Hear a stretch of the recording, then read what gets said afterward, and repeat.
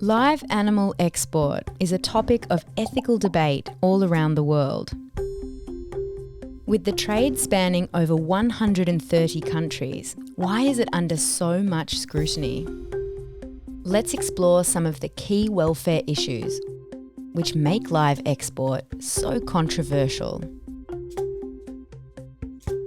Many factors can impact on an animal's health and well-being during transportation on trucks, aeroplanes, and ships. And animals can suffer both physically and emotionally in a number of ways. Overcrowding, heat stress, poor sanitation, and inadequate nutrition are just a few of the welfare issues faced by animals on board live export ships. With ships carrying up to 70,000 animals on board, it is little wonder why overcrowding is such a problem. Although there are rules about stocking densities on ships, animals are packed tightly in order to increase profits. This lack of space reduces the behavioural freedom of animals, most commonly limiting the freedom to lie down. Heat stress is another common welfare issue, occurring when an animal's body temperature rises above normal. When this happens, animals struggle to distribute excess heat effectively around their body and may become physically stressed as a result. Sometimes this can be fatal. Animals can be forced to stand in their own bodily waste for weeks, creating risks of slipping and getting bogged. This waste can also create high levels of ammonia gas, which can cause irritation to an animal's eyes, nose, and respiratory tract. Failure to eat on board is also a significant issue.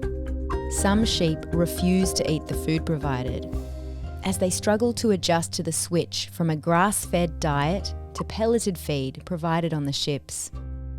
In some instances, this can lead to death by starvation. The welfare risks continue when animals arrive at their destinations. Animals have to adjust to different climates and may also experience rough handling and long waiting periods before and after disembarking.